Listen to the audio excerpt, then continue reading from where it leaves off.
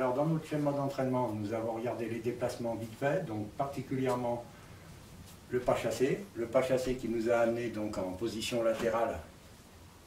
En position latérale, nous avons enchaîné sur le side kick, les petits, les grands, particulièrement les bas au départ. On va commencer surtout à travailler les coups de pied bas.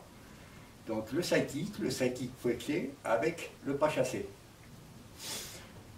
Nous avons vu qu'il y a maintes et maintes façons de mettre des side kicks.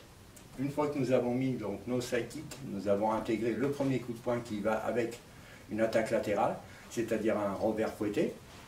Donc nous avons commencé à regarder le revers fouetté et à légèrement regarder les frappes de face. Un petit mouvement d'échauffement.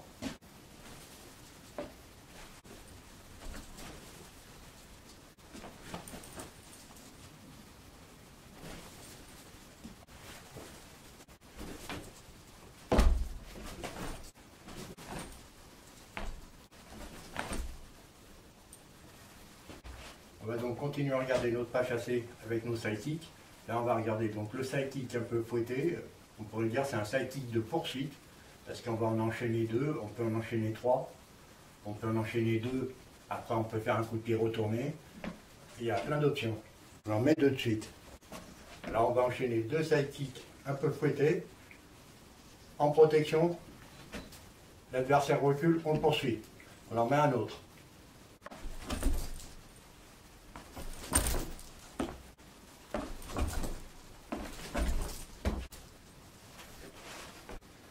Donc, on ne va pas chercher à taper très très haut, on le poursuit, on cherche à se défendre et on poursuit. Alors pour pouvoir enchaîner deux side kicks, alors quand nous mettons un side kick, nous avons tendance à nous pencher en arrière pour mettre notre kick avec de la puissance. Dans un enchaînement, c'est pas bon. Il faut se tenir le plus vertical possible pour faire notre kick.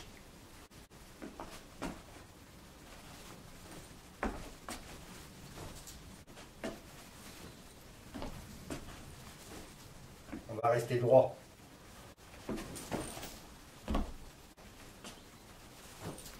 Premier.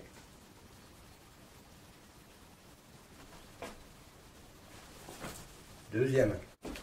Avec notre pas chassé, nous faisons donc nos side kicks. Alors, des petits side kicks en bas, des petits side kicks fouettés, des gros side kicks. On fait tout ce qu'on veut avec le pas chassé. Et aussi, on enchaîne des coups de pied. C'est-à-dire que quand nous allons faire notre side kick, nous allons par exemple en mettre un, l'adversaire recule, nous il court après en lui en mettant un deuxième, voire un troisième.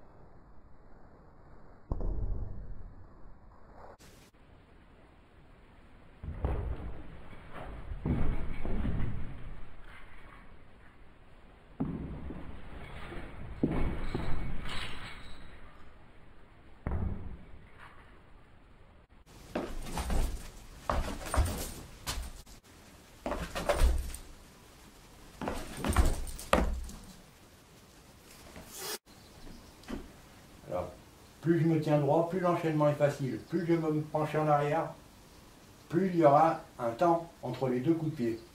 On le voit bien sur les vidéos d'ailleurs.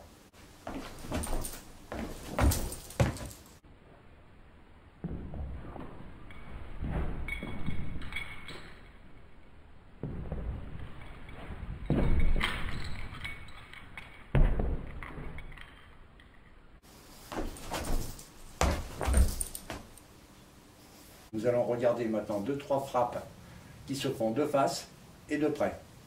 Ces frappes se font de près avec peu d'élan. On va se mettre comme ceci et on va venir mettre un bon sao. On va regarder 2-3 exemples vite fait. Une frappe au ventre, une frappe horizontale et une frappe verticale.